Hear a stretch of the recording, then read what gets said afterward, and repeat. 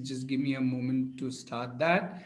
And I'm also wanting to put this on Facebook. So just let me do that also. Just give me one moment. I'll just put it on Facebook. Um, right. Just give me a moment.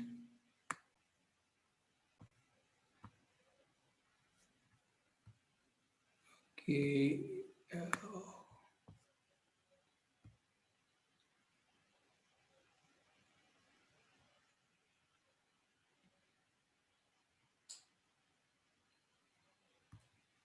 Right. I'm just putting it on Facebook.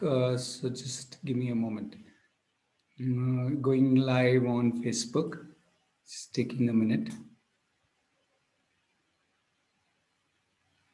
So just to kind of meanwhile introduce Asawari, she's my daughter and mine and Aditi's daughter. And obviously, so she has been the way we started the journey, in fact, of open learning.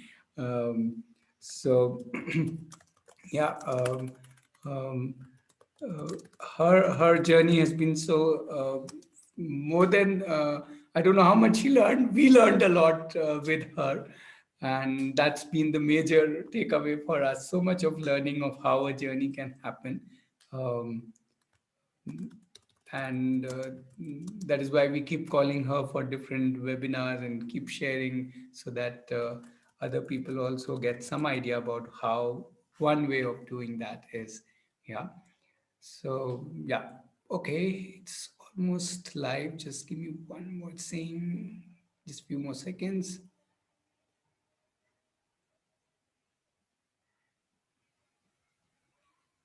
Okay, cool. I think it's now live on Facebook.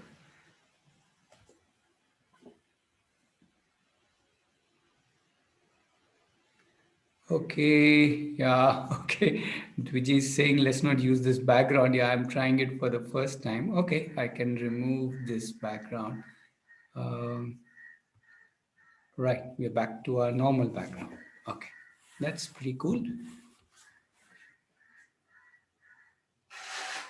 Okay, so let me go back to shared screen. Okay, I hope you can see the screen also. Um, Okay, let's start. So very quickly, so we let's talk about Aarohi first. So where we started our journey was we started thinking, what is the purpose of education? This was kind of about 19 years back. We started questioning and thinking about what is the purpose of education. And when we looked around, we saw most of the people thinking about education as a way to get into job, into career, kind of to earn. Learning was there, but learning was more channelized towards earning or getting a job and so on, rather by itself learning. So we kind of questioned that, and we landed up with the answer that hey, education is nothing but life. Or so living, learning, educations are all synonyms. So that's at least the way we have understood it. And if that is how it is, then what is the purpose of these? You can say of the first 20-25 years that children are typically with us, as in with the parents. So then it came out to us that it's not that we prepare the children, but we help children or students or whatever you want to call it, call them, is prepare themselves for anything, not just for life is anything. Lots of different things will happen. Different opportunities may come today. COVID has come and we should be prepared for that in that sense, prepared to be able to deal with it. Yeah. So that is how we look at the education. And if it is to be with my life, then an automatic aspect to it is that hey, I am the leader of myself. So the whole uh, way of looking at the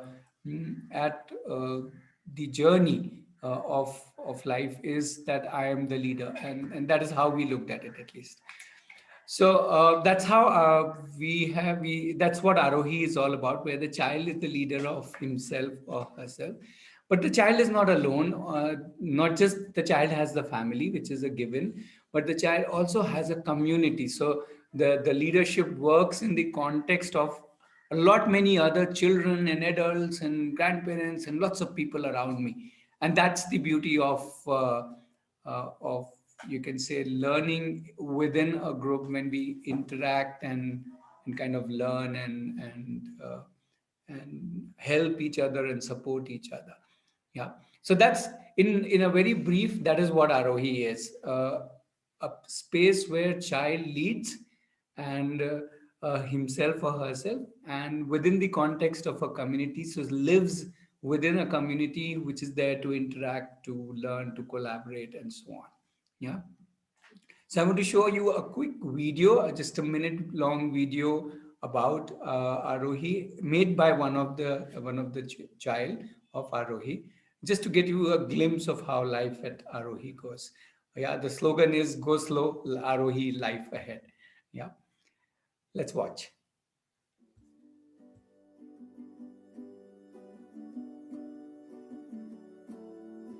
Connecting with people is amazing. I like chit-chatting with my friends while eating. An opportunity to take all the guests around the tour, around the campus. Currently, I'm working on improving myself so I can play in a club next year. I get resources and support to fulfill my passion for sketching. I sketch many things of animals, birds.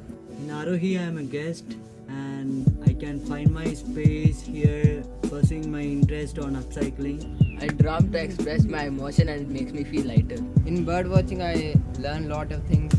What is color of bird and I like the time when I spend with the community playing sports. I spend time doing projects related to cinematography and video editing.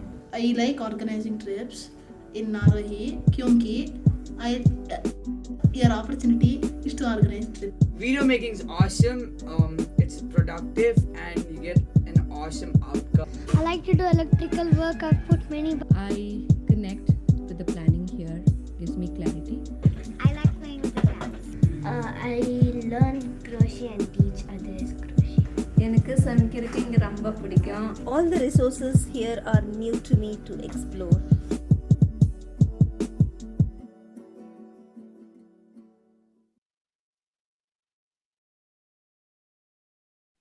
Okay.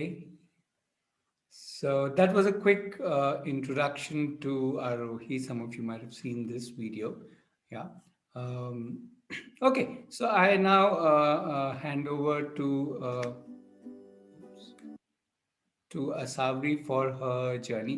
As I was telling at the beginning, some of you may have missed. So Asawari is my and Aditi's daughter, and yeah, I think that much introduction is enough. Rest, she will tell her story. She's right here with me, but I'll turn the laptop so that yeah, she can take over. Yes, Asawari. Okay. Hi, everyone. Good evening. So, yeah, my name is Asawari, and currently I'm 22 years old. I began my life like in the regular way, went to Montessori and then into a conventional school. In the mid of fourth standard, I stepped out of the conventional school and started homeschooling, and then since then have been on the journey of open learning or open living. At around the age of 16, 17, I went to, so I was part of Aarohi.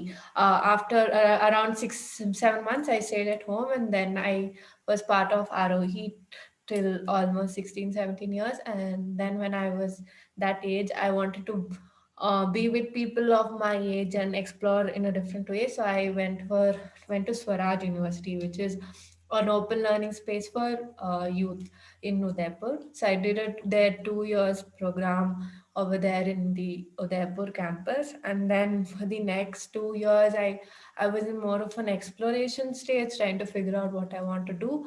And in that process, I also did a little bit of facilitation work at Swaraj University itself.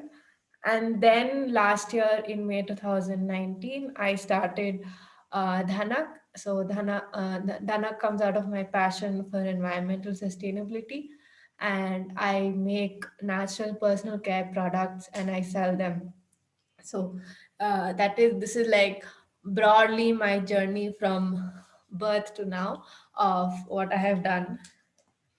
And mainly, what I'm going to share today with you is that in my journey, my path, what have been the key aspects or key ingredients that have made it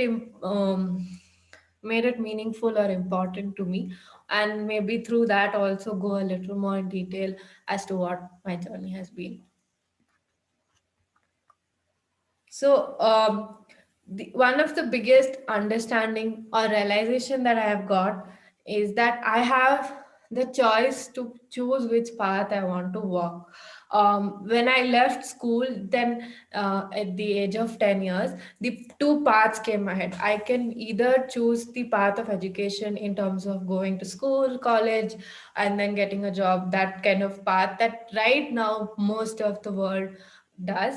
But I realize there is other paths, there is other way, there is a choice to walk the path of not going to school. And then when I further, walked this path of not going to school, I realized that in that also, in learning, there are different paths of learning, there are different ways. For example, in the initial time when I left school and I was at home for around 6 months, I did most I was at home, but I was still studying subject wise, I was still using textbooks. Just that maybe the learning was more fun and more like on my pace instead of like the teacher driven. It was I was driving it, but it was still it was a path of using subjects curriculum to learn. And then slowly I also I explored the path of using projects or using some kind of challenges or projects to do learning. So I did a couple of projects, like I wrote a small storybook and I published it. I remember setting up a vegetable shop for 2 3 days. So I did like small projects and trying to learn from that. So that was one kind of path that I explored in learning. And then I moved to interest based learning, that okay, this is my interest and I'm going to work on that. This is And slowly that interest turned into, okay, this is my passion and I'm going to work on that. So the realization that whatever I want to do, like when the time came that okay, I'm in now 18 years or 17 years and I have to choose to do 10th, then also the understanding that there are many paths. Doing 10th, 12th and college is one path. There's nothing wrong or right here. It's about me understanding that there are many paths that I can choose in my learning or in my living, and that choice of paths has been very important, I guess, in this journey for me.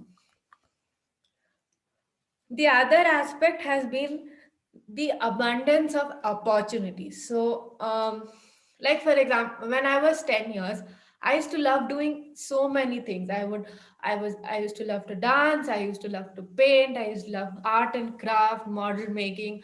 I used to love writing. I used to love singing and work playing with animals. I used to love.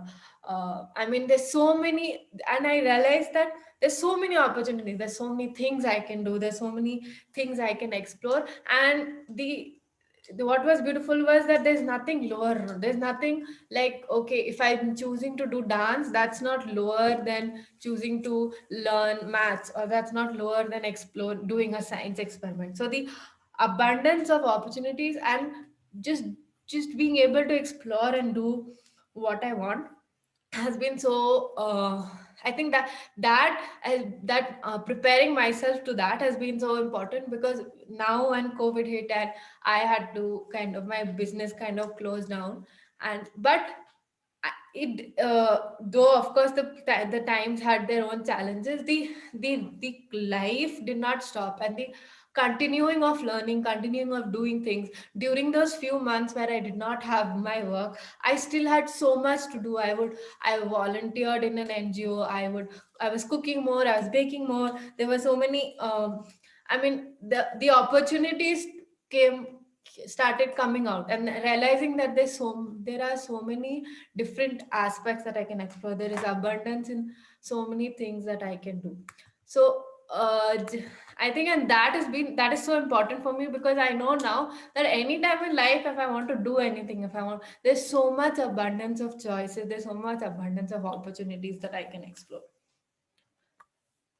the when I decided to step out of school and step, then the whole uh, I think the whole process of questioning, the whole process of re-looking at things, understanding what is this normal, what is this correct way, what is this, especially when I came to the age that okay, most children, whether they do homeschooling or normal schooling, they take the 10th exam and then you go for 12th college and then you take a degree and then you get you get a job. So that was that was what I was seeing all around me. But I questioned that, why do I need to do 10th? What is the requirement? Why, what will I get from doing 10th? I question what is the need to choose one thing as a profession. Like at that time, because when I was that age, I think 15, 16, when you have to choose to do take 10, I had so many interests. I like doing so many things, and I was like, I cannot choose right now what profession I want to be. So why do I have to choose and then take a degree on that? So when I questioned the whole thing, and I decided that for me, it 10th is not required. For me, you walking down this path of doing 10th, doing 12th is not required. I would rather spend the time in exploring my interests and figuring out what I want to do. Like I would rather want to do that instead of spending a long time studying. So that kind of questioning, and then I think slowly I've questioned a lot of things in my life. Questioned these so-called normal things, like what is the definition of success for me. And I think for me, I realized this definition of success, that I have to become someone, I have to be someone. My life is all about reaching somewhere, has changed a lot on the on the way. And I've realized that that is, if I question this concept of success, then that is not for me right now. For me, more important is who I am today. What am I doing today? Am I happy? Am I living a joyful life today? And this questioning, this gave me a perspective, and then I feel more satisfied with my own journey. Or questioning the concept of money, understanding, okay, what is this, why, what is money, how much money do I really want? So these kind of questions have really helped me to shape my life or my work. And so this opportunity to just question everything is very interesting. One great support I feel in this journey, something that has really supported me, is the acceptance that I have received for who I am, from my parents, from my family, from my friends, from people around me. I have received a lot of acceptance for who I am. I've received acceptance for the choices I make. For whatever I do, I have been supported and accepted. When I said I don't want to do 10, when I said I would not want to, I want to go to Swaraj, I want to do this, whatever I have decided for myself, I've been accepted. Okay, this is what you want to do, so let's do it. And that kind of support gave me really lot of confidence, especially the 10th decision, because when I took the decision, I was very skeptical also of it, because everyone around me was, I at that time I had not even met a single person who has not walked this path. Everyone thinks that the path is going for the 10th, 12th, and college. And I was skeptical. Okay, I'm choosing this, but is it the right or the wrong path? But the acceptance from my family that yes, you're choosing this and we are with you, we're going to support you, we have confidence in you, that gave me a lot of confidence that okay, even if I'm doing something different, it is fine to go ahead and do that. So, and connected to that is the interdependence. So I think in my journey, having that support system, having that community, whether it's my community at Aarohi or whether it's my community in Swaraj, having that support system, that community where we are all interdependent, even though we all have so-called freedom, or we are all independent people who are leading our own learning, whether it's in Arohi each child is leading their learning, or in Swaraj each youth or whatever each child is leading their learning. We are still so connected to each other, very interdependent. And even and in here I would like to also say that there is a lot of acceptance, there is a lot of love and all of that, but that doesn't mean like we don't let's say we don't push each other, we don't give each other feedback, we don't criticize each other. And I think that play, that balance of both is very has been very important. Like in Swaraj, we when we had to do like projects. So in the concept that each of us, we were around 12 people in our batch, and all of us were doing different projects. We were trying to implement our interests in the real world. And I was doing a project called Life Beyond Development, where I was taking workshops in environmental sustainability for children. And what was great was that the whole community, the 12 of us, we helped each other in our projects, not by just giving suggestions, but we actually did it with each other. So then it didn't become just about my life, my project, my learning, but it became about our projects. I was a person who was actually running 12 projects, not just one, my own project. And that kind of interdependence, that kind of support was wonderful. That kind of, and then also giving each other critical feedback, pushing each other, saying, telling where we feel the person is lacking. All of these kind of things are was very important, otherwise everything shouldn't be all goody goody all the time. It's not about that just because I'm choosing my own life or I'm creating my own choices or decisions, I'm always the right person doing it always right, or everything is good, or things like that. So Zafri, here, do you also want to talk about when now you are running your business, how so many people have, let's say, added value to how you do work, even strangers, and how you have added value to so many strangers, how this interdependence has worked in your business, in your entrepreneurship.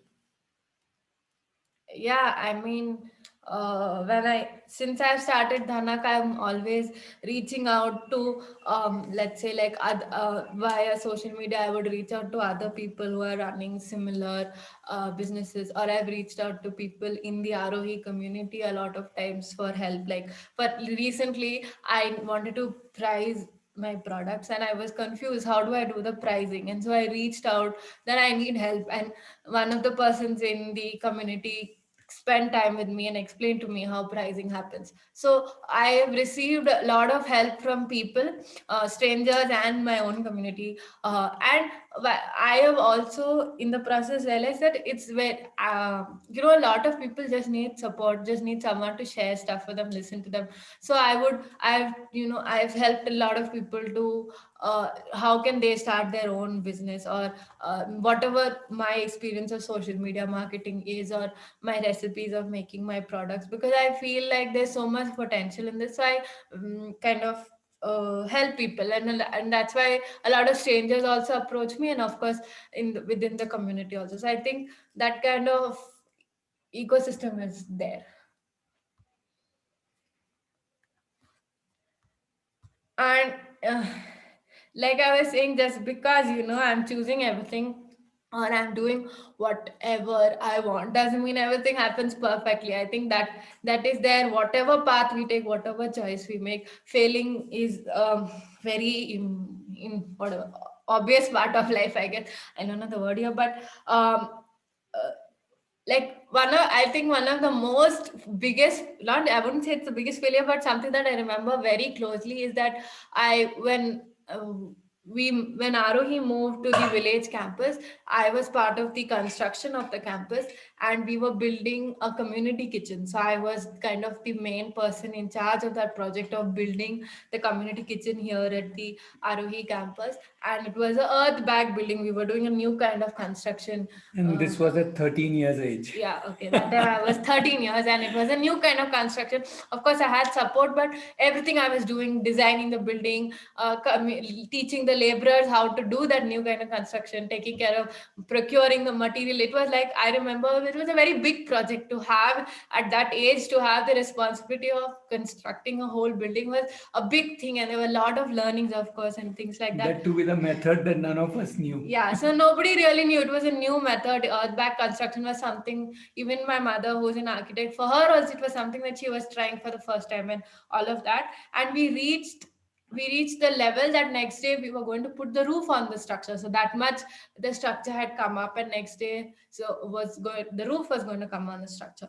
And that night there was a storm, and the next day morning when we wake up, the whole building has collapsed. Like, till you can see the foundation, that much has collapsed. And it's a big building because it's a community kitchen, it's not like a small building, and the whole thing has collapsed. And it was one of I think it was one of the biggest failures I faced in my life, to be that we have reached the roof level and then crashed, the whole building went down. It was because we made some mistakes in the construction. And but that falling, of course, was very important. Thank God it fell much before any of us were actually using the building, and we could learn from that mistakes and rebuild the building in a proper way. But this, for me, this has been like one of the biggest learnings, that even if such a big thing comes falling down, there's nothing wrong, we can still learn from it and pick ourselves up. Like currently I'm part of something called as Gigaton Challenge, where we're a group of people in Bangalore who are working on tackling climate change through, right now our domain is food waste, and we are doing this kind of prototyping energy. So we'll come up with an idea, we'll try it, and then what is happening is we've come up with so many ideas, we've tried so many of them, but most of them have failed. Only one or two ideas have actually, moved ahead, and that also, in those also fail, there are setbacks, there are obstacles. But just yesterday or Sunday, we were reflecting and we were like, that is the whole fun of this whole thing, that we keep trying, we keep failing, but we keep getting up and moving ahead. And so that has been the most important learning journey than actually, let's say, tackling a climate change issue or things like that. So yeah, failure has been like, is a very, I feel, is a very important ingredient in open learning.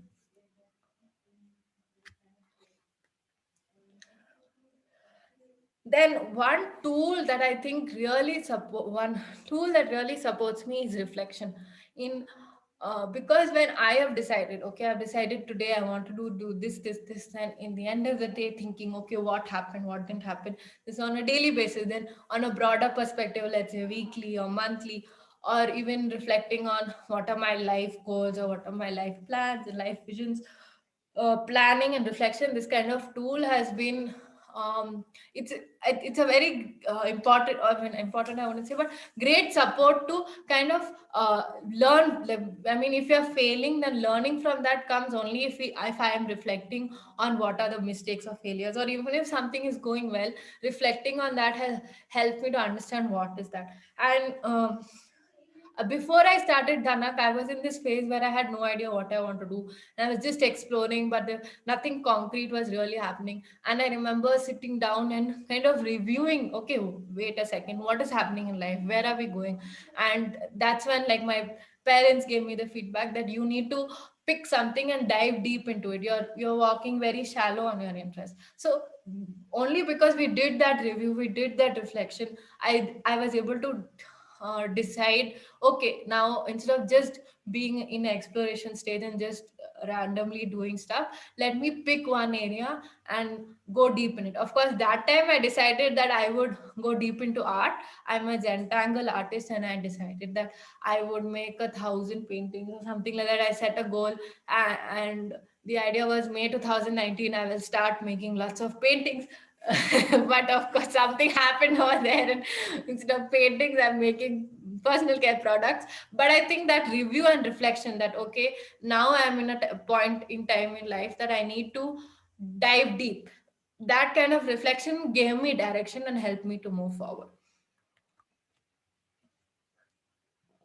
Then of course, uh, all of this is about decision making, deciding what I want to do. Whether it was deciding I don't want to do 10th, that was a decision I took. Whether it was whether it was deciding I want to go to Swaraj, or whether it was deciding I want to start Dhanak, all the decisions have been made by me. I have decided to do it, and of course there is support, there's conversations around it, but it's all the time it has been my decision on what I want to do. Right now also in Dhanak, all the decisions I take, okay, what products do I want to sell, how do I want to sell, do I want to scale my business, do I not want to do, like, actually this year little bit for in March or something, I decided that I want to close Dhanak, because I wanted to do an 8 months course in Isha Foundation in Coimbatore.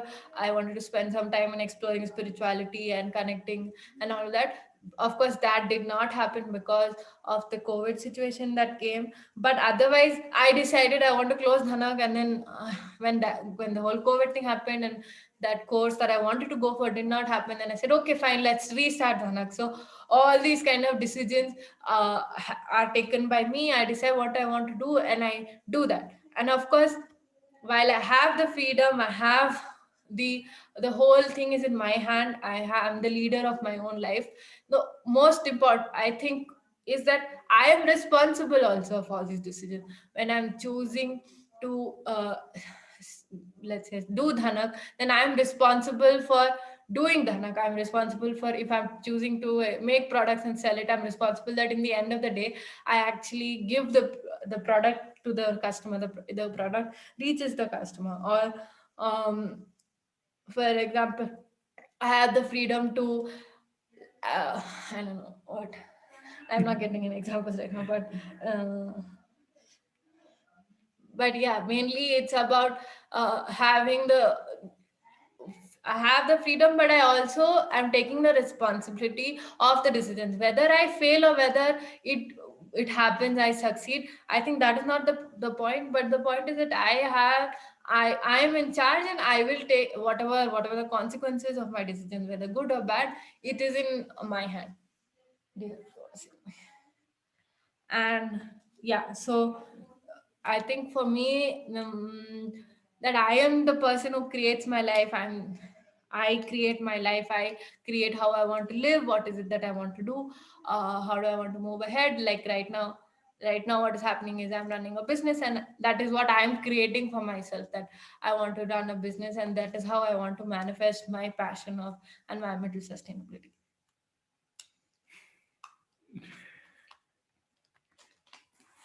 Okay. Thank you, Asawari, and just hang on because I'm sure there would be questions. So, yeah, so we can have questions to Asawari about her own journey of choices, of responsibility, of decision making, of self leadership and self reflection.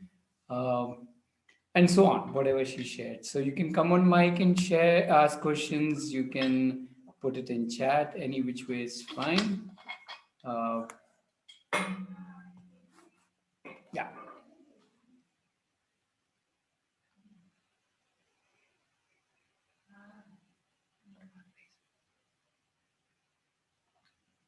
Sorry.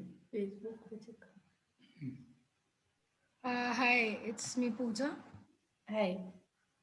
So I wanted to know that was there any time that you thought that, I don't want to continue anything forward and I just want to give up everything. Have you ever thought about that when you have falls in the business or anything that you are like, I'll just change whatever I want to do and take something new, or like, were you persistent enough, or you had those things that I want to change and like just quit this one or something? um when in Dhanak, I haven't really felt that. I mean, since I've started Dhanak, I've been enjoying, sorry, I've been enjoying the work so much, and I really love it. And yes, I did decide to take a pause and do the course, though that didn't happen. But I think that was not out of the choice that I want to close Dhanak, like not do Dhanak, but probably just take a pause and go do that course. And then my plan was to finish and come back and then start Dhanak again. But there was never a thought about not doing Dhanak. But yes, there are in the previously, with many interests, there have been interests that I have left or not pursued, or like I did at one time have an interest in dance. I did want to pursue dance, but somewhere I left that in the way because I did not want to pursue it deeper. So I think leaving interests have happened. A lot of interests have left. I used to do gardening at one point in time, a lot of gardening, but now I no more do it. So that is there. There are 2-3 questions in the chat, Asawari. Shyam Sundar is asking, do you worry about future? And Dheeraj is asking, do you have any confusion? So I'm kind of combining these two questions. Yeah. So in terms of confusion, Yes, I've had a lot of confusions in a lot of times in life, like especially during once I finished the 2 years in Swaraj and before I started Dharnak around 1 or 2 years, I was confused about what. I was not confused about what my passion is, but I was unsure about what I want to do or how do I want to manifest that. So, when I was in Swaraj, I did identify that I'm very passionate about environmental sustainability. Of course, I did have other interests like working with children or education or art, and that was there. But I did know I want to work in environmental sustainability, but I was confused about how do I manifest that, what do I do exactly. So that confusion was there. And in terms of worry about future, yes, there are times I would worry, but mostly I think for me, I have a lot of trust in myself. I have a lot of trust that, and because I feel I have a lot of tools, I have a lot of acceptance, I have a lot of support, I have all these tools of opportunities, of choices, of failing, of reflection, and of questioning. So I have all these tools. So I have a lot of trust and confidence that whatever happens, I will be able to figure it out. And especially with COVID, I think I have realized that there is so much unpredictability in life, whether you have done education, whether you have done 10th or 12th, or whether you have not, right? That so much about it's not so much about that 10th and 12th. And here I also want to say that just because I have chosen a different path, I have chosen a different way of living, that doesn't mean I'm like superhuman or anything. Yeah, I still have days which are bad. I still have problems. I still have confusions. I still have maybe the days anger, whatever, all those emotions. And I think that has nothing to do with doing conventional schooling or not. Even a normal person who's doing, no, sorry, not normal. That's a wrong way to put it. But a person who's doing a normal education, he or she also will go through confusion about future. I mean, I've heard stories of my mother sharing about how she had a lot of worry about her future and a lot of confusion. So I don't think it is specific to do with what kind of education you take, but just that process. It's a process that all of us go through. That's confusion, this worry, to figure out what we want to do in life. Okay. Okay. Also, I think he's asking, did you stop doing when you got this confusion phase? I didn't stop doing, but I was like, it was a very superficial exploration. I wasn't really not. Yeah. When you had confusion, did you really just stop doing whatever you were confused about, or you continued? I guess that's the question. I was not specifically confused about one thing. I was just In general. in general, I didn't know what I want to do. But I think Amrika had a question. Yeah. Ambika is asking if you have done some mini course, did anybody ask about 10, 12? Do you want to share that Azim Premji experience? Yeah. Yeah. Though mostly now in online courses, they don't really ask. But there was one course that I did want to do on, and it was I don't remember the name of the course, but it was around environmental sustainability by Azim Premji University. And in their form, they had asked if what is your educational qualification. But I did mention I have no education qualification, but I'm very passionate, and there was no problem in getting through. I think it's like people don't know what to ask, so they ask if you have 10th and 12th. But if I can tell them that I'm very curious, I'm very interested to learn, then I'm sure. I mean, I have always experienced that that has not kind of been a barrier for me. Even whether it's like legally also getting my passport or any documents, I haven't had any problem with not having done my 10th. Okay. Deepika is asking, did any time peer pressure or comparison gave tough time? People doing comparison, I guess so. Not really. I did have some people not, but say that is not the right path. But I've never really felt any peer pressure or comparison or anything like that. In fact, her own mama was very angry that why are you not giving 10th and literally blasted her because he thought he thinks and considers her to be like his daughter. But I think she stood her ground, and now obviously it's different. So I guess that happens. Um, yeah, Pratima is asking. I think we mentioned that, Pratima. That yeah. Okay, you want to tell how you moved from school to open learning? Yeah. Well, it was definitely a choice that was given to me. I mean, my parents talked to me about it, and they said that, hey, there is a choice that you leave school and you learn by yourself. And I remember us doing a 2 week trial, like it was the Dasara vacations after the midterm exams for 2 weeks. And so for those 2 weeks, we did a trial where we kind of tried open learning and to see how that was. And it was real. I really enjoyed those 2 weeks. And so I said, yes, I would like to kind of leave school and be on my own. Though, just to add, she was reluctant to leave the school because of her friends in the school. But I think later on she figured out a lot of her own friends in her own way, meaning not just the school friend, other friends. Okay. I think Minnie is none other than the mini auntie, who was a very okay. You talk about mini auntie first, and then you respond to her question. Yeah, well, she was one of my facilitators when I was a young child. So I've done a lot with her and learned a lot with her. And could you share one of the biggest learnings you've had? Best learning. Oh, sorry, best learning. In terms of, I think one of the best learnings for me is the understanding or realization that I just want to live my life for me and not like to become someone in the future, but to be who I am today. And the goal of my life is to just live happily, live consciously, just be happy, not like I want to, not that this is a goal that everyone should have. That's not what something I'm saying, but it's been one of my best learnings to realize that I am a person today and I don't have to like become someone or be someone or have to succeed in any which way. I succeed every day and who I am is good enough. So I think that kind of acceptance and outlook for life has been very one of the biggest best learnings for me. Okay, Ruchi is asking, can you share more about your interest-based learning? Did you make timetable, pre-decided topic? How many days did you follow a topic, etc.? This was way back, so you'll have to little jog your memory. In terms of I wouldn't say timetable, but yes, there was planning. Okay, maybe you can say timetable. I would plan out my day that this is how I want to spend it.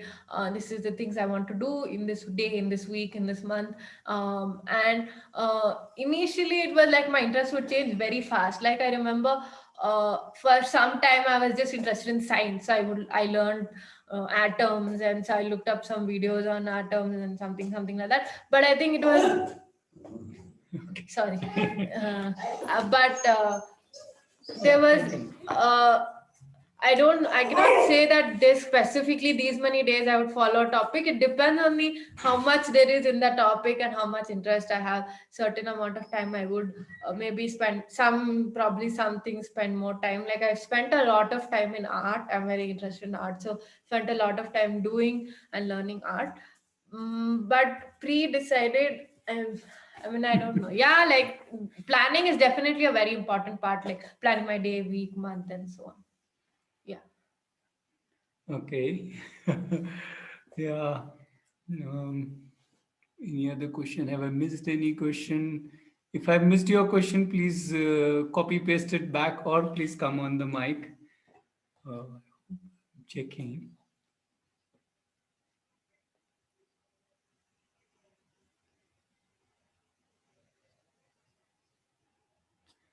Yeah. Okay. Yeah, we can just check if there's anything. Anybody else has any question? Yeah, Ruchi here. Yeah, Ruchi. Yeah, Asawari, first, it was really, really nice hearing your journey. Thank and you. Gives me a lot of insight, basically, how my son is going to go about. What I want to also know is that I completely forgot my question. Take your time. What was my? Let me just think and come back. Sure.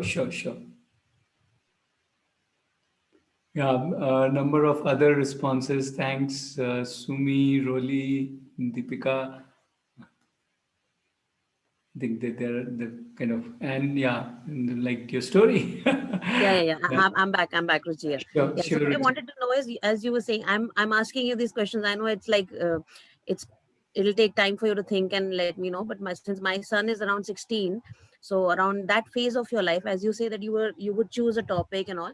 So how would you go about it? It's like, would you go about it yourself, looking books or libraries or talking to people, or you would ask your parents to set it up for you and then you would probably read and study or whatever?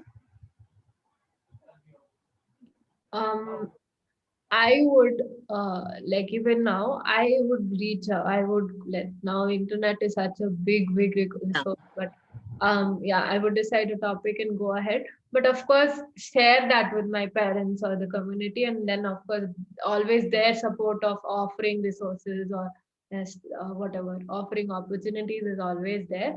But yeah, generally I would say okay, I want to learn about atoms and then look up.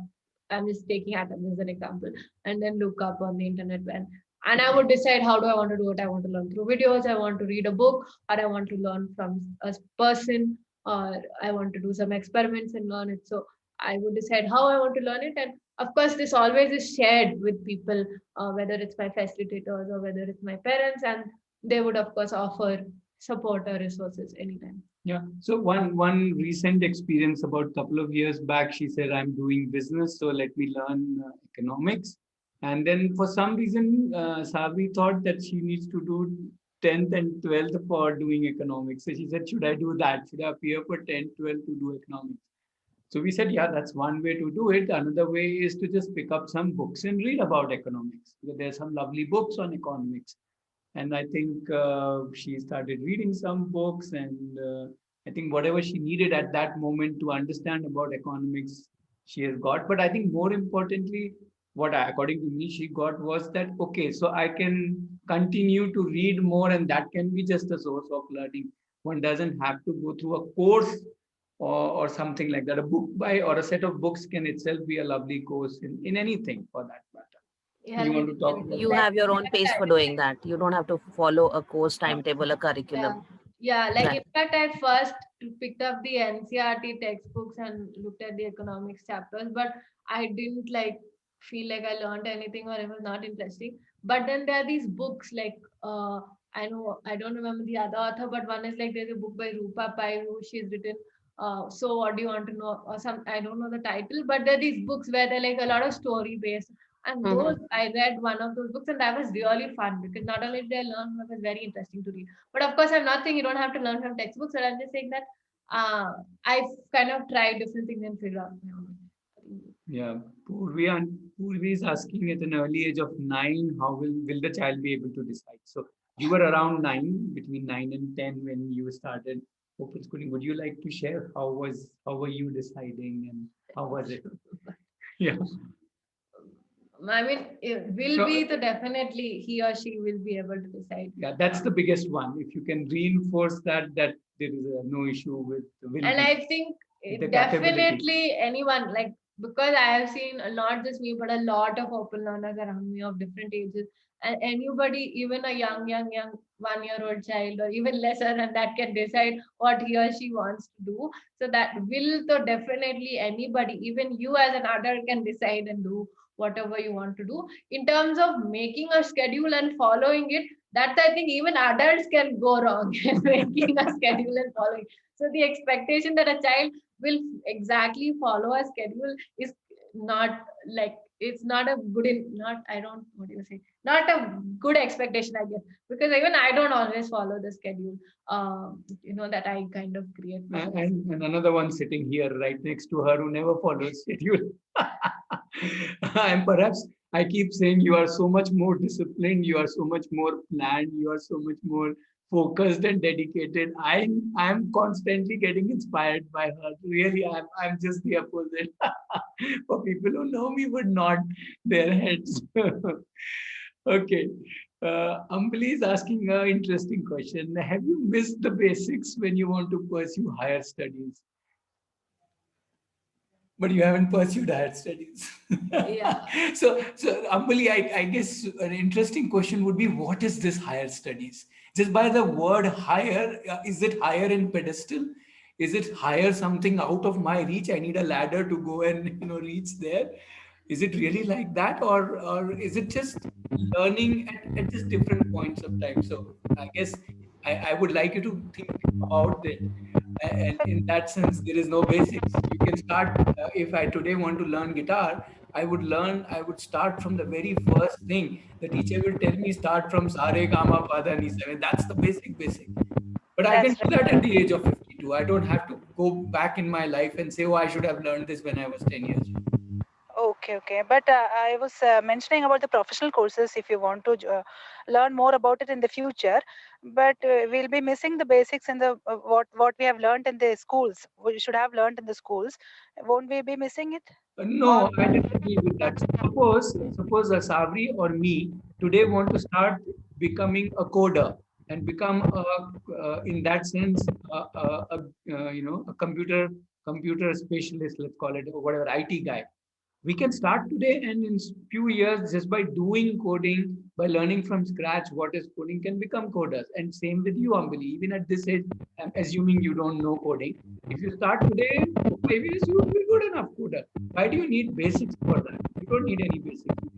In the sense, as you go along now, you can pick up whatever basics you require to learn whatever that professional, so-called professional option requires. Yeah. I'm not saying every single profession one can do, but every single profession requires certain knowledge, and that knowledge can be acquired at any age. Okay. Yeah, I do not see a reason why at any age I cannot acquire any basic skill which I did not learn when I was, let's say, very young. There is no reason for me to say that at 52 I can't learn anything. I can learn everything. Yeah, I think Preeti is saying stock market at the age of 40. Yeah, I think everything can be learned at any age. I don't know why. For some reason, the conventional system has divided things by ages, and now we think it has to be done by that age. Otherwise, we will not be able to learn it. But that's not true yet.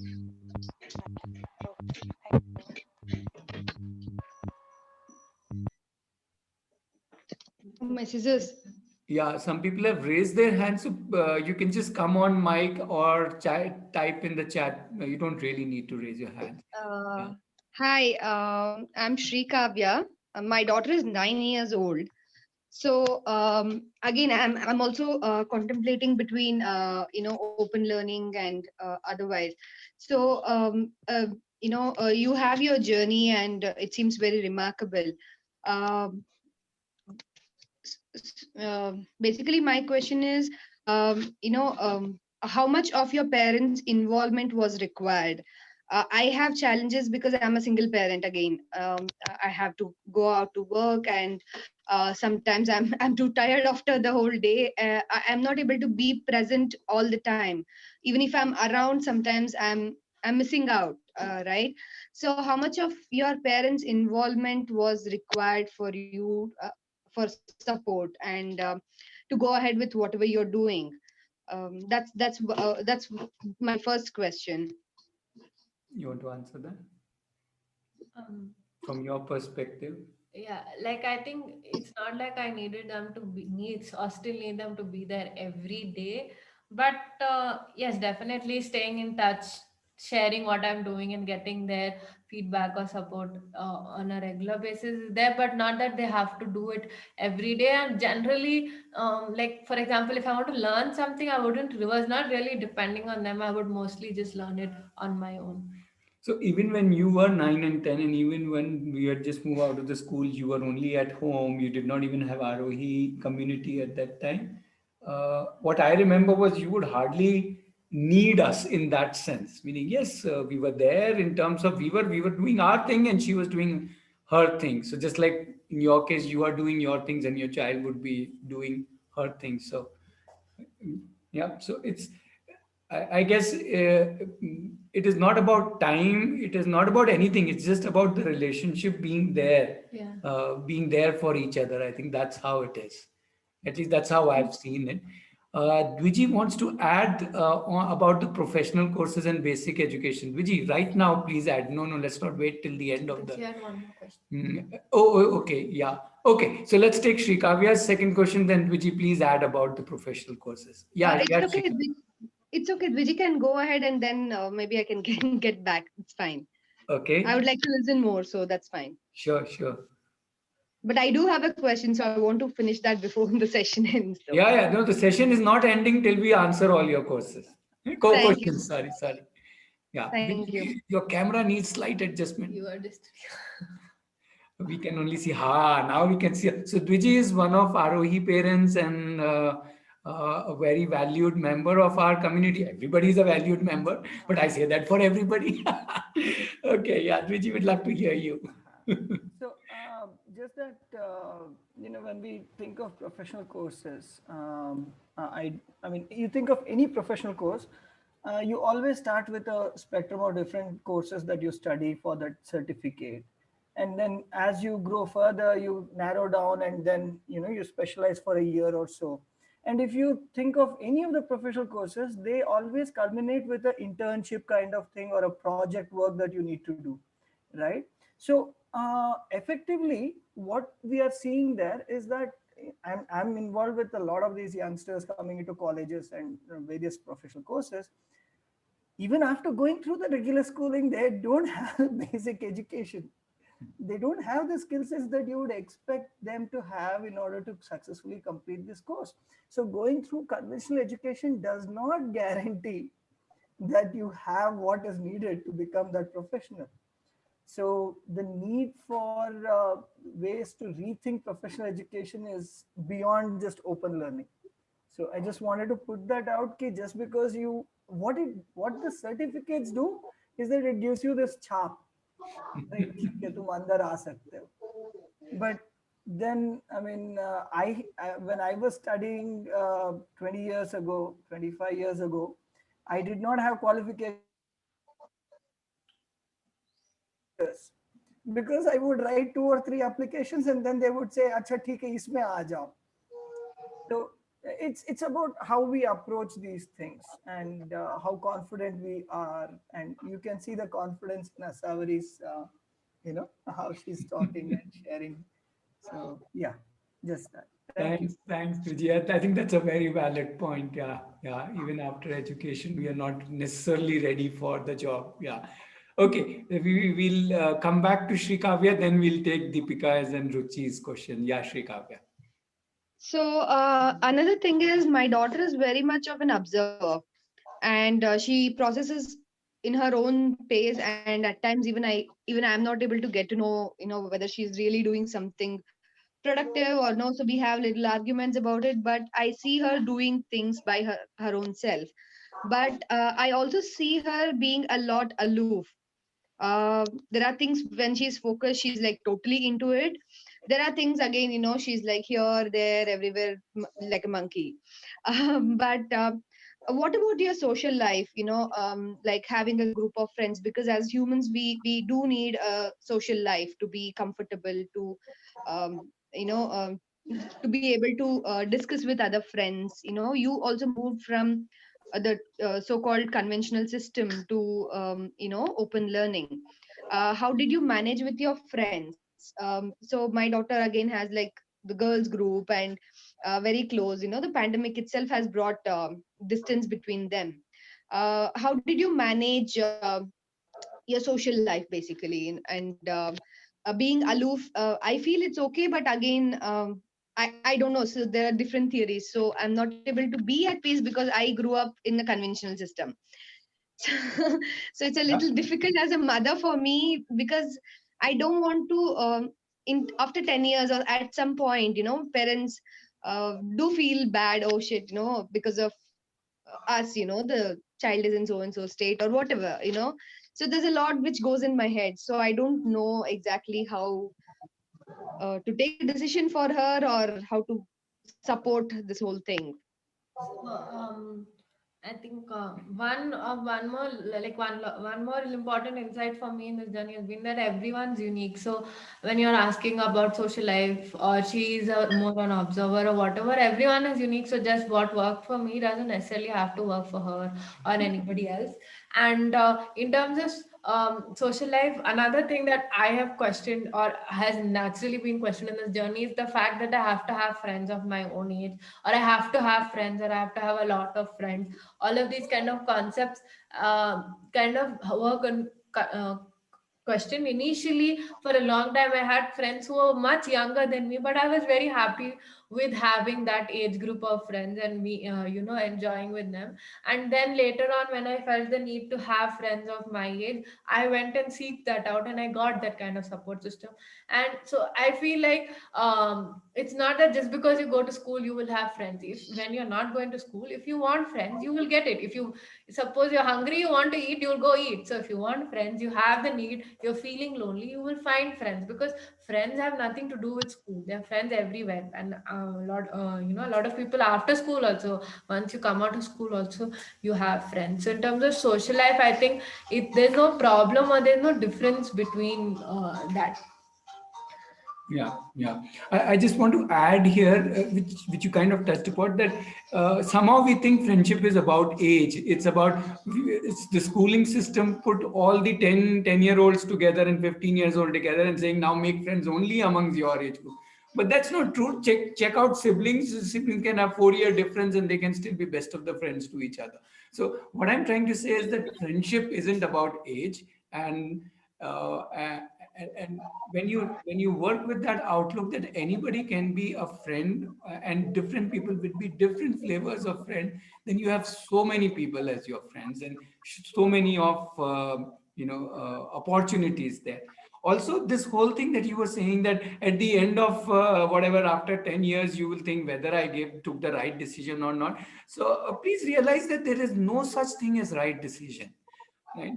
Even sending to school, the child can be very lonely. There's so many children in schools who are very lonely, and even in college who are very lonely, even in marriages, even in families, even in jobs who are very lonely.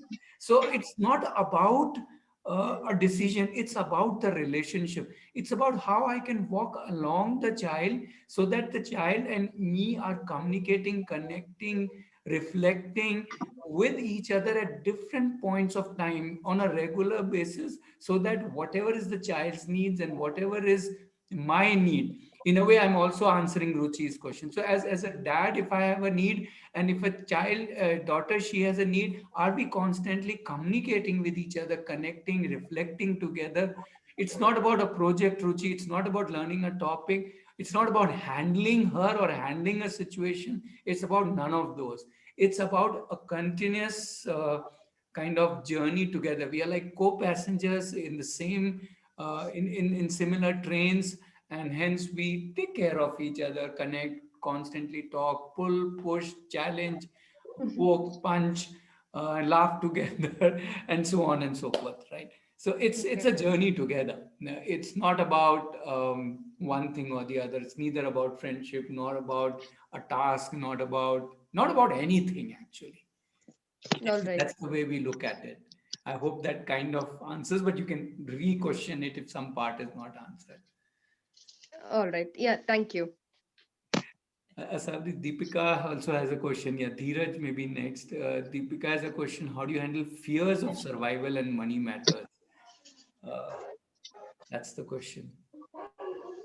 I think in this, not I don't really have any fears of money and survival, because as I was saying before, and no worries about future either, because the trust is there in me that um, because I feel like my education has not been about learning topics, but my education has been about living life. So when I have that education, I know, and I feel I have that these so many years that I've spent doing, failing, learning, doing reflection, taking responsibility of my actions, having freedom and taking responsibility of that. All of these things have taught me that I am my decision maker, I am walking my path, and I have all the tools in me to take care of myself. Whatever things will go up and down, that happens in everyone's life. Nobody's life is a straight line. So that kind of this kind of experience has given me that confidence that I am who I am, and I can do that, of course, with guidance of parents and other people and things like that. So that is what I would say. I also want to add, Deepika, that somehow, at least to me, it appears that the conventional schooling is based on fear. It instills fear in you, saying that do this, otherwise things will not happen in your life. But I don't want to live a life of fear. Why do I make fear as the basis of my life, or for that matter, for my children? So I am at least very clear that there is no point living a life of fear. Let's live a life of abundance as a Sabri. Then when you realize that there are abundance of career choices, paths, opportunities, people to help you, and so on, when there is so much abundance around, then Pratima, why will I give an examination? The only examination in open learning, please realize, Pratima, it's not open schooling. It is open learning. It's open living, actually, not even learning. The only real, I won't even call it an examination. The only real joy is today. I live and enjoy today, and that's it. There are no examination. I don't even like that word examination. I don't like giving examination. I don't want anybody to give. People say life is an examination. I say no, sorry. To me, life is not an examination. Nobody is examining me. I can choose to enjoy. I can choose to crib or fear or uh, what all the other things that I can do. So to me, life is about living. To me, life is about choices. If somebody will say spell life, I will say whatever. The spelling is choices, choices, and all the time I'm making that decision. So again, I hope I've answered two question in one shot. And also, like I'm saying, proof of if I've done an education. I think I would say for me, I am the proof that I have done education. I have lived so many years, and I'm the proof. I'm living in front of you. I'm living happy. I'm the resume. Yeah, I'm living a happy, well life. I mean, I sometimes in these questions I feel really we need to ask what is the point of living life. When I ask that myself, it is about living happy, eating well, having joy, being with my family, all of that. So then all this education, certificates, future, fear, everything goes out of the window because what becomes important is that I am happy today. So I think Dheeraj has been raising his hand. We can ask him if he has any question. Okay, but there's a follow-up with Pratima after that, to Dheeraj, right? So can you continue that and Okay, so what do you show on an interview?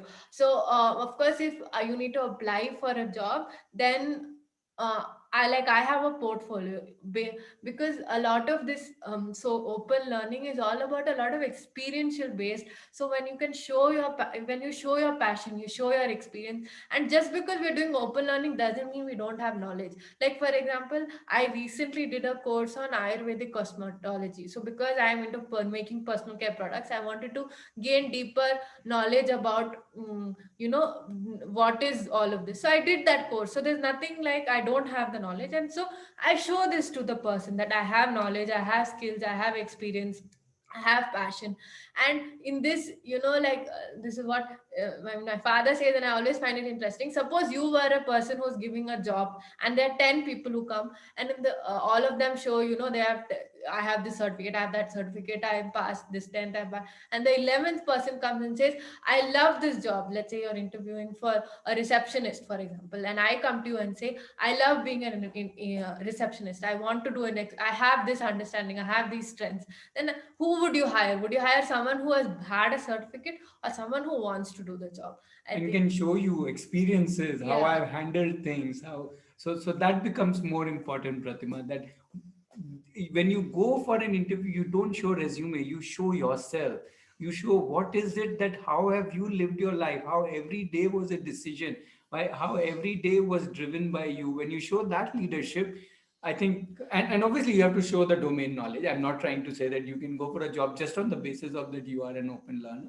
You have to show through your portfolio that um, this is how I have lived, and this is what makes me worthwhile for the job that you are offering. And interestingly, Asawari is maybe a little too modest to say that, but she has been offered so many jobs without any resume, without anything. Just because of people seeing her work, they say, "Why don't you come and join?" Not just in an informal way, formal way. Please join us as a job. And she hasn't joined any place till now, but she has had enough offers for her to again realize that, and for us to also realize that you don't really need to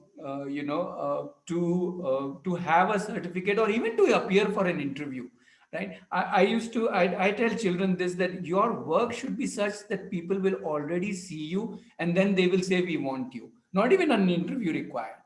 Right. I know of so many children who do not appear for interview, who appear for a discussion because already their work has already been seen by people who think that yes, these people are of value, because open learners typically do actual work as interns, as apprentices, as Viji was also mentioning. These children actually go out and do stuff, and when they are going out and doing stuff, people observe them, see them, and they say, yeah, we want them.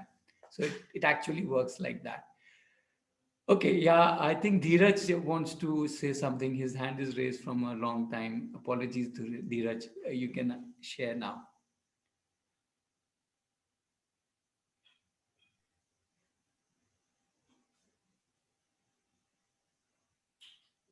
We're not able to hear you, though I see that you are unmuted. Dheeraj, are you speaking? Because we are not able to hear you. Uh, just let me know in chat. Are you speaking? No. Okay. You are enabling your mic again. I see that. Okay, I think Dheeraj is figuring out. If you want, Dheeraj, just log out of the call and just log in again. That should make it work. Meanwhile, if anybody else has a question, we can answer that. We typically keep this webinar as 5 to 6, but we don't mind extending it till your questions are answered. So please feel free to ask more questions, and also feel free to drop out of the call if you think that you have some other commitments, or you feel you have had what you wanted to hear and your questions are answered. So you can feel free to do that. Just a reminder that you can always connect with us, call me, and talk to me about any aspect that you want to talk about. So this webinar is not the kind of the only space. Our phone lines are whatever. You can get through to us through phone and email and whatever ways you can. Yeah. Going back to Dheeraj, I hear some sounds, Dheeraj, but I haven't. No, we are not able to hear you. Dheeraj is saying, how would you convince 20 friends, parents for open learning? Well, Dheeraj, very frankly, it's not about convincing at all. I don't think this kind of thing can be convinced to anybody. We can only show them that this option is there. Yeah. And yeah, this is the path, and this is how some people have worked, like Asawari and many other videos which are there on our website, and many other people have also put their videos on YouTube, which are not necessarily part of Aarohi. And you share with them this path, and then it's really up to them to see if they like this path or want to explore it more. What I can again reinforce is we are there to support. If you or your friends, if anybody wants to talk more about it, then we are there, not just on this every Saturday webinar, but otherwise also.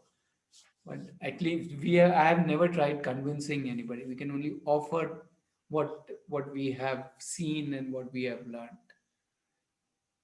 So I have another question again, Sri Kavya here. Yeah, Shrikant. So see, my daughter has been in the Montessori method of education. Mhm. So there's always the mixed age group and child based as in child paced learning. Mhm. The thing here, what I have missed again, as I said, I come from a conventional background, Mhm. is the competitive nature, or again, I'm not trying to put that in a negative way, in a positive way. That at some point, this is how I grew up, so that's what I'm speaking. That's where I'm coming from. So at some point, at least the child has to be aware how things are outside. They have this Olympiad, which again, it's a child's choice, and my daughter wanted to participate, and she's been part of it. But she wants the medal, she wants that, but at times she doesn't, she's not got it. So sometimes she feels bad, but she gets over it. So again, as a mother, for me, I want her to understand it is also kind of a competition where she will have to give in more. I'm not able to put this in a in a simple way. So how do you um, how do you feel about this kind of a concept or this kind of a thing, because it's practically it is outside at some point, right? um, You want to answer that? How do? I'm Okay. really So, not able to put it yeah, directly, no, but no, I maybe got it. some I other got time. it. Yeah, I'm So there coming are from a two conventional. different things. I think we are mixing two things. One is competitiveness, uh, Right. and other is competition in the world. Yeah. Uh-huh. There are two different things. One is I wanting to compete in anything. It could be Olympiad, it could be a football, it could a football game, it could be just a card game. We play. We almost every day, all as a family, we play some games. And Asavi is very competitive, and I'm even more competitive. And we all fight, and we even cheat, and we do all kinds of things.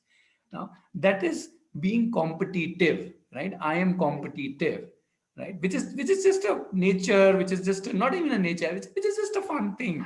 Whether you want to do it in your business or in your job or in your sports or in your game, that's really up to you. Okay. The other thing is to look at that the world is competitive. That I disagree. The world is not competitive.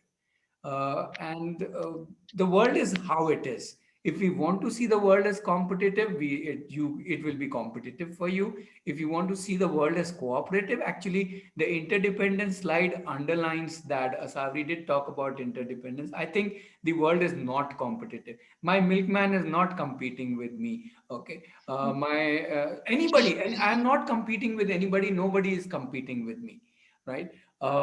We are all living our lives, and I look at it that way. Again, it's a matter of perspective. I'm not saying if anybody says that the world is competitive, they are wrong. I'm not trying to prove that.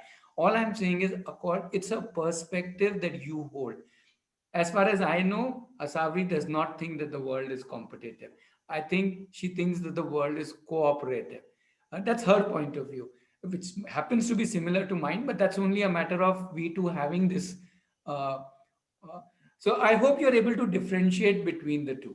Yeah. I got that. All I meant is, in case of participation in such competitions, you want something out of it, and you do not get. How have you, as in, how do you get past it, or how do you prepare for it? Maybe the next time, as in.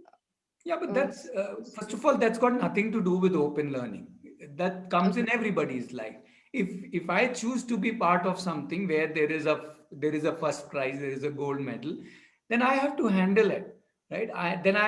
If I want to run a race today, if me and Asabri want to do a running race and I want to win, even if it's just two, even if there is no gold medal, but if I want to win, now I better Yeah. run faster than her.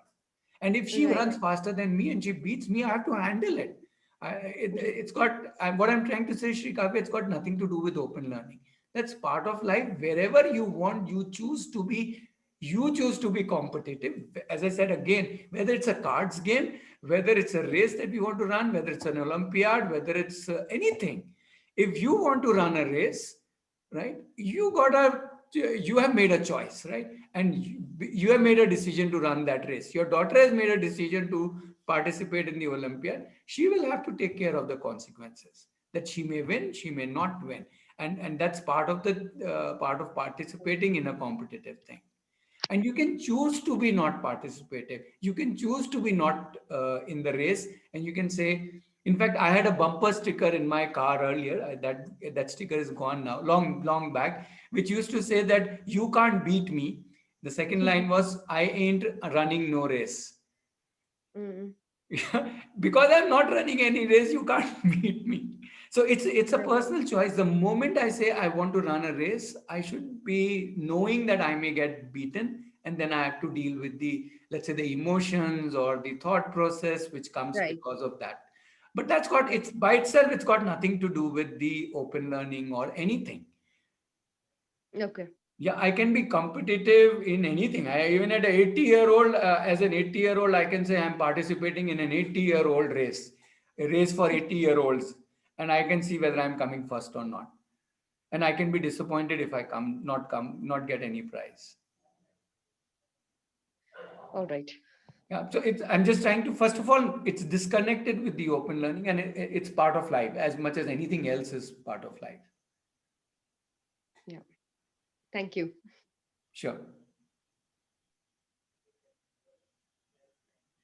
Okay. Uh, Dheeraj, could you get your mic to work? Would you like to, if you want to talk? Uh, okay, Purvi wants to, I think Purvi has raised hand. Purvi, just come on the mic. You don't have to raise hand. Please, go ahead. Okay. What question I have is, when you are given all the freedom of doing what you want to do, there will be situations where you will be with public, and if you only think though whatever I'm saying is right, that is lack of adjusting nature, because you have always lived your life the way you want to live. But world doesn't go like that. You have to also adjust to what others are thinking. So does this kind of a learning make you more rigid, that whatever I think I say is right, otherwise, you know I'm not going to listen to anybody? So how do you actually manage these kind of situations? So thanks, Purvi, for asking this question, because actually the answer is the open learning does this while the schooling actually does not do this. It's actually just the opposite. Okay, in open learning, because you are responsible for every decision, you learn that immediately, because the first day you take a decision, the world is not going to listen to your decision, and you realize that, okay, I can't just take a decision and do whatever. It's like I can't go on road and drive however I feel like. Are you with me? So if I go on the road, I have full freedom to go wherever. I can go to Chennai, I can go to Cochin, I can go to Delhi. But then I can't drive on the road however I want to. So that's the first lesson you get as an open learner, and you learn that every single day. That just because I am now responsible for myself does not mean that I can do whatever I feel like doing. Right? In fact, I would say in a schoolish kind of environment, a conventional education, you actually don't face that. Why? Because you are not even deciding. Everything the teacher is telling you to do, and you are just doing that, or the school is telling you to do, you are doing that. You are actually not taking a decision and getting the brunt of it, or getting the whatever the you can say have to struggle or whatever, has to figure out a way to make it happen. And also, I think like just because I'm saying I'm choosing my life, I think that's why the interdependence is a very important thing, because uh, I'm independent yet I'm interdependent. So I am independent. I'm choosing what I want to do. I'm choosing that I want to go. Like I said, I'm choosing I want to go for 7 months to Coimbatore to do that course. I'm choosing that, but I also know that that can have consequences to my family or everything. But I'm taking the responsibility of those consequences, and I feel like just because as open learners, just because we feel that we are making our choices, not that we feel top of the world or like we are the always right and we are the best and everyone else is stupid. I think it's the opposite. We learn much more that actually I am taking my life in my hand, but we're such a big ecosystem. We're all interdependent, and that kind of establishment is much more deeper. And also, like you realize that this freedom and responsibilities are the two sides of the same coin, that you realize very early when you start taking your own decisions in the process. Yeah, in fact, allow me to say that actually we are not giving children freedom at all. What we are giving them is responsibility. The freedom is only a subset of response. The moment you get freedom, you actually don't get freedom. You actually get responsibility, and that responsibility is tough. It's challenging. It is full of struggles, and that is what makes you realize the interdependence, makes you humble, makes you modest, makes you think of next time you want to see how you are making a decision. Yeah. And I think Dwiji also wants to add something to it. Dwiji, please on your mic and just button, yeah. Yeah, just Asawari beautifully put it. I would like to just add one small point to this, that when we say open learning, it's basically a way of living, right? And the negotiations of life are way more possible when you're living life on your terms rather than when you have a curriculum, you have a schedule, you have your, hierarchy set out. ये teacher है, ये student है, ये chaprasi है, right? Whereas if you're an open learner, there is no chaprasi and there's no teacher. So you have to negotiate and identify, okay, what can I learn from my chaprasi, quote unquote chaprasi, and what can I learn from my quote unquote teacher? Okay, so Asawari is asking what is chaprasi. Look it up, Asawari. So I'm sorry, but I'm guessing others are on. In chaprasi basically means a sweeper, yeah, the sweeper or cleaner. So what I'm trying to say here is that the negotiations that Asawari very beautifully put it, that these negotiations have to be taken up at that particular time when you are encountering it, and it's not set out for you by someone else. So it's open learning actually prepares us much better to swallow our pride and be able to learn from anybody who is able to teach you, or you are able to identify can teach you something. So I don't know if I was able to communicate. That's beautifully said. Thank you. Okay, Ruchi is asking, how do you give responsibility? It has to be taken. What if the child is not owning the responsibility? Well, Ruchi, I think how do you give responsibility? By stop being responsible for the child. That's it. That moment you stop being responsible. For example, let me tell you a very simple example. Most parents think that my child does not eat properly. Okay, I'm saying most parents, maybe I'm exaggerating. Okay, many parents feel that my children don't eat properly. Now, the moment you are thinking my child is not eating properly, who is responsible? You are responsible. The child is no more responsible. And that is why and then we say my child is a fussy eater and blah, blah, blah. But the moment I say to the child, dear, you are responsible for what you eat, how much you eat. At best, I can be responsible. I would be responsible for what comes on the table, what gets cooked in the kitchen. And if that also the child doesn't like, then he has to be responsible for making a menu and so on. So the moment we give responsibility, that the moment you give responsibility, now the child will struggle. The child will, as Vijay was saying, the child will have to negotiate his needs versus everybody else's needs. So yeah, it's more about giving, and then that's it. There is no taking. Okay, Dheeraj is asking what change you want to do if you're given authority to bring change in schooling system. This is to you, Asawari. My answer has been there. I've been talking about this. Let's hear what would you like to change in school? I think this mainly the giving responsibility from the teachers to give it to the students. I feel like the moment we do that and we tell students, your education is up to you. What do you want to do? What do you want to learn? Do it. I think they'll do it. Of course, they'll struggle, but that's part of the whole thing. Yeah. Okay.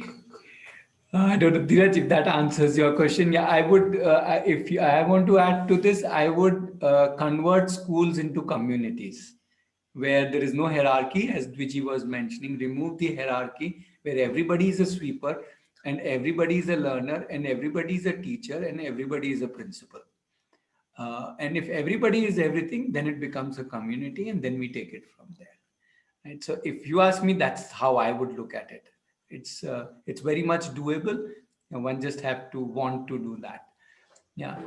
Okay. But that's okay. That's just an answer. Ambali is asking, I have a 6-year-old. How do I do open learning with him? Well, part of the doing open learning, Ambali, is to first remove other things. It's like, how do I give sunshine to a plant? I remove all the other, let's say, other things which were casting a shadow, which were letting the sun not reach your son. Yeah, does that make sense? So first thing you have to do is remove all of those things so that he can actually become the leader of himself. Once he is the leader of himself, as in you have removed other things, then it's a journey together. Then you don't have to think of that this is my job or that is my job. then we are in it together. In fact, Aditi, my wife and colleague and part of the community, she gives this analogy of marriage. She says, Ambali, I'm assuming you are married. If you are married, then should I ask you, how do you work with your husband? And do you work with him continuously, schedule his days? I'm just joking. I'm sure you don't. Whatever. How do you work with him? Whatever way you work with him, it's the same with your child. It's a partnership. Yeah, that does not mean that we start doing everything for him. It does not mean that we abandon him. Because Sorry? okay, but my child won't be able to decide what to learn and what not to know. Why not? Why He's not? just 6 years old. The So child can. The child is definitely capable. Okay, I'll give you an example, and if you agree to my example, then you have to agree to my this to disagree to your question, or rather your statement. Okay, as a 1 year old, your child was 1 year old few years back, or a 2 year old. yeah. Yeah, as a 1 year Yes. old, did you decide what the child will learn, or did the child decide what the child will learn? Please In answer one this. year, As a 1 year old, did your child decide what he will learn, or did you decide what he would learn? I decided. At 1 year, you decided The what he parents would learn? Learn. learn. No. That he learned by himself. Then, Whatever he if at finds 1 year around him. old he was capable of deciding what to Right. learn, what makes you think that 5 years later he has become worse? Okay. He has only become more capable, right? If at all. So if at 1 year old, But 2 year old children, as a parent won't we be feeling like he's wasting his time, or where he's not really engaged in creative creating something out of him? that's exactly what I was saying. The first thing you have to do is you have to remove all the shadow, and the first shadow we need to remove is ours and our expectations and anxieties. Just like for any plant to grow, if there's a bigger tree next to it which is casting its shadow, this little plant or this little tree is not able to grow because there is a shadow being cast. You trim the branches of that big tree, and lo and behold, this tree started growing up because now it's getting ample sunlight. Not that that tree has gone away, that tree is there to still support. In the same way, we as a parent start casting the shadow of our taking away the responsibility, taking decision making from them, everything we take from them, and we cast our own shadows onto them. We trim our own branches, we focus on our things, and give the child ample sunshine, and still give the child company, still give the child togetherness, just like you give to your spouse. And lo and behold, the child can do that, and the child will face problems. Nobody in this world is without problems. Just like your husband may face problems and you are there to support for him, your child will face problems and you are there to support for him. Just like you guide your husband, why don't you do this, why don't you do that, you will guide your child also. So just think of it as another relationship of equality, or not equality, of equity actually. Yeah, where why I'm saying not equality, we are not equal in the sense of, let's say you are whatever number is years old, you know how to, let's say, drive a car, he doesn't know how to drive a car. So it's not equality, but it's equity. We are both equally capable at whichever stage of our life are. 1 year old, 6 years old, 36 years old, 60 years old. I have a, Thank you, a sir. follow-up question for the same thing. As in, again, it's not a question, I'm comprehending on that. Mhm. During this, last 1.5 months, I let my daughter plan her day and do what she wants. There are times, or which is most of the times, she wouldn't have completed the task which she planned for the day, which she would take 3 or 5 days to finish the same work which she had planned for the day. And sometimes I see her not involving academic subjects, or not reading much, but mostly on the internet, doing maybe YouTube, or Yep. coding, or whatever she's doing.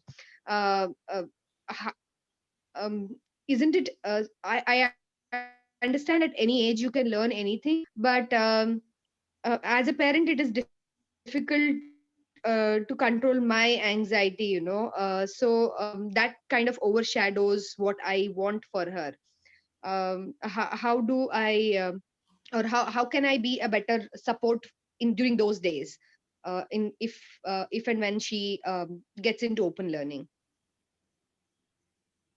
Okay, so I'm not very sure that I have got your question. So I saw two questions there. One is she may plan, but she may not do as per plan. But that is true for all Yes. of us. Even I plan a lot of times and I don't do as per my planning. And secondly, that is what the child is learning. Just like Dviji mentioned, negotiating through this life of responsibility, she's learning how to live up to her plan, and she won't learn it in a day or in a month. It takes a lifetime to learn that. So let's not hurry with that. That okay, today we have made her given the responsibility. Tomorrow, the child will be planning perfectly, making a perfect decisions, making be 100% responsible. Come on, even at this age, I am hardly anywhere. I will say 30% responsible, 30% planning. I'm somewhere around 30 to 40%. So I can't expect a child to be 100%. Regarding the academics question, well, I think that's purely your. If you are imposing something on your child, saying no, you must study this, then you have to figure out how you can, whatever, let's say, engage her if she's not interested. In open learning per se, you don't really impose it. If at all you think it is important, then you have to show the child the importance, and if the child feels it is important, then the child will do that. If the child still does not feel important, the child may argue with you, in which case you need to listen to the child. So it's a equity relationship, right? We are all valuing each other's thinking. Not that child's thinking is only important, or not that your thinking is only important. But it can't be that I now, just because I think this is important, you better do it. Well, then it's no more a relationship. Then it's a hierarchy. Then it's like, I know better than you, which Right. need not be true. So in open learning, you come at par. You are together. So I think it's more of understanding. Okay, maybe you don't want to learn this now. Maybe when you hit a need later on, maybe after 5 years, you will realize, oh, this is important, and that time you can learn it. So in that case, I'm giving it as a choice to the child, as an exposure to the child that, dear, I think this is important. You may not learn it now. You can learn it after 2 years, 5 years, 10 years. Just remember that this concept is there for you to learn. Right. Yeah. And See, the conventional system kind of makes it that if you don't know this, you are a dud, you are a dumb person. If you don't know that G is equal to 9.81, do you remember this? G equal to 9.81? no. No, come on, No. come on. Oh, what is this happening? What kind of students I have here? Thing is, I was not great at academic myself. I'm a more of a doer and learner. I didn't get that opportunity. So Then I'm why are you saying this worried to be about like, I academics? wish I was the child, I could do more, I'm Absolutely. in that Then stage. let's not worry about academics. Who wants to know what is G.9.81? Somebody going into space, somebody doing into that kind of a science which involves that kind of movement. That person needs to know. If you're designing a roller coaster or an amusement park ride, you need to know how much is G. If you're flying an aeroplane, you need to know how much is G. Yeah, G for Right. gravity. Yes, Pratima.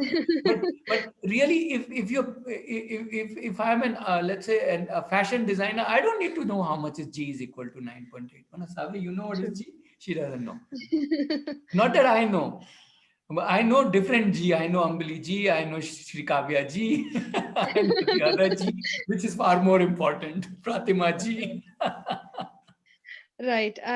Another last question, I guess I have. I guess I got most of it.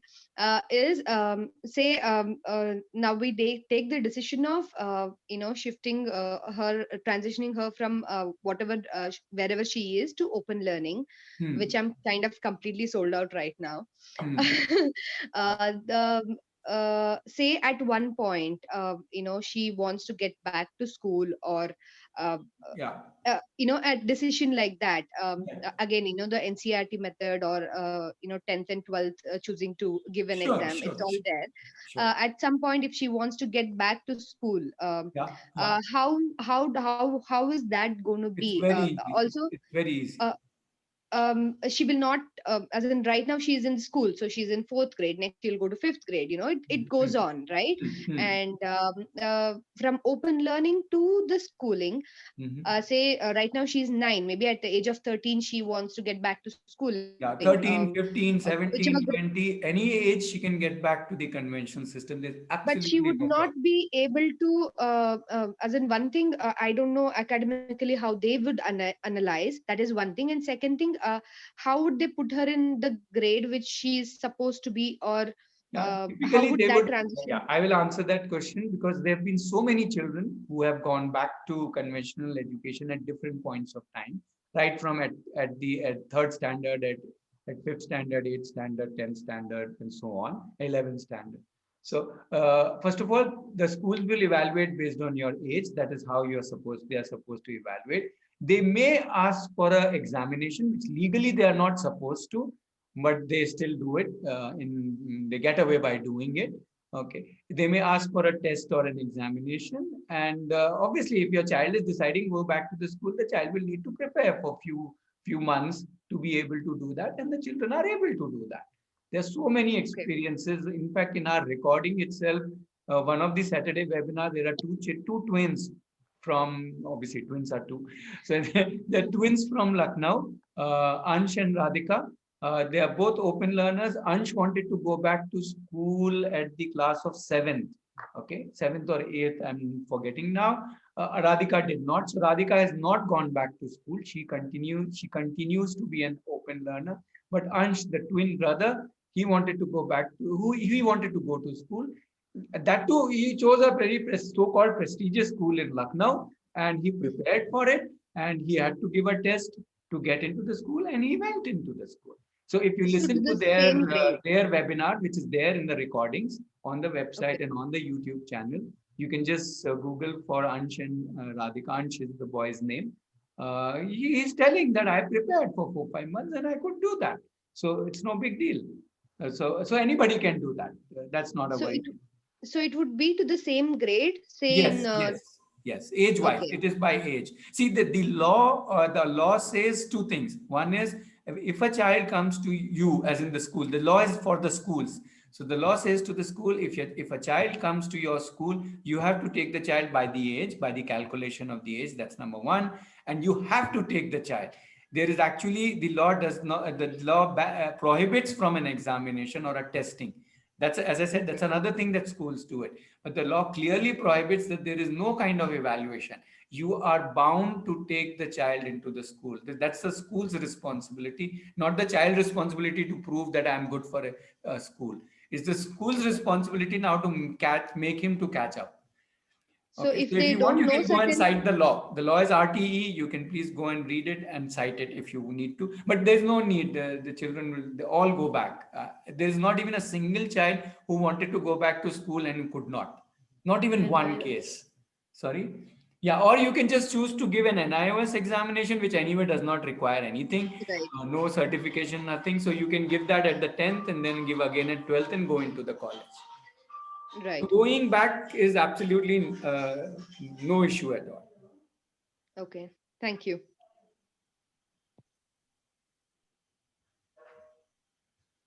Okay. Okay. It's almost 6:44. That's nice. So many questions today. So okay, maybe we can pause here unless somebody has an immediate question. Otherwise, we can pause here. I'm once again reinforcing that. Yeah. So one is I wanted to say that if so we have a community. You can, if any one of you want to join as a family, our community, it's available. You can just join it from your home. You can just connect with us. We will help you join the community. We have all kinds of all ages of children, all ages of parents are there, and 4 years, 6 years, 10 years, 15 years. So those possibilities are absolutely that is there. If you just want to connect with us, so yeah, Aditi has made this slide with all kinds of our phone numbers, email address, everything is there. Please connect with us. Don't hesitate to ask us any more questions at any point of time. Yeah, we are there to support you. Even if you're just doing it at your home, at your level, you are doing open learning with your child. You don't have to join the community by the very fact that you're wanting to know about open learning and wanting to get into open learning. In a way, you are part of our community. Even if you are not joining open learning, you're still part of our community. The whole universe is part of our community. That's how we look at the world. So you are still most welcome to connect with us. Yeah. So I think let's stop here. And thank you very much. Asawari has stepped. Oh, she's back. Would you just like to say thanks to everybody? Yeah. And Thank you, you can say everyone. bye-bye to everybody. Bye-bye. Yeah. Yeah, thank you. Please call us if you need to connect with us or use any of the mediums mentioned here. Thank you once again, and bye-bye, and stay connected. Thank you.